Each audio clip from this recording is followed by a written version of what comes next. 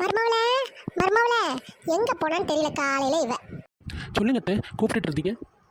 மர்மவளே, வீட்டில் வெங்காயம் தக்காளி ஒன்றும் இல்லை, அதான் நான் வாங்கிட்டு வரேன்.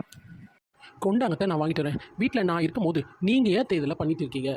வேணாம் மர்மவளே, நீ ஏதாவது இடக்க முடக்கா பண்ணிடுவேன், நானே போய் வாங்கிட்டு வரேன். அட என்னது, அப்புறம் நான் எப்படி கடைக்கு போய் காயெல்லாம் வாங்க கற்றுக்கிறது? அதுவும் சரிதான் மர்மவளே, ஆனால் நீ ஒரு இடக்க முடக்கான ஆளாச்சே, அதுதான் உங்ககிட்ட கொடுக்க பயமா இருக்கு.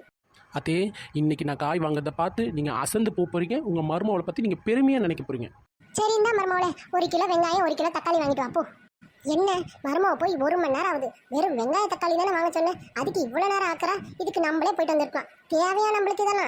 வீட்டில் இருக்க எல்லா வேலையும் பார்த்தாச்சு, என் மாவன் வேற சோறு சாப்பிட வருவான், இன்னும் இவன் வரல பாத்தியா?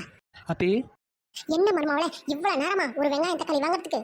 அதே நீங்கள் என்ன சொன்னீங்க? 1 கிலோ வெங்காயம் 1 கிலோ தக்காளின்னு சொன்னீங்க. நானும் ஒரு 20 கிலோமீட்டருக்கு மேலே போய் பார்த்துட்டேன். ஒரு கடையில் கூட 1 கிலோ வெங்காயம் 1 கிலோ தக்காளி இல்லவே இல்லை. என்ன மர்மவளே சொல்ற, வெங்காயம் தக்காளி இல்லையா? என்னாச்சு, நீ ஒழுங்கா தான் பாத்தியா? அதே எல்லா கடைக்கும் ஏறி இறங்கி பார்த்துட்டேன்.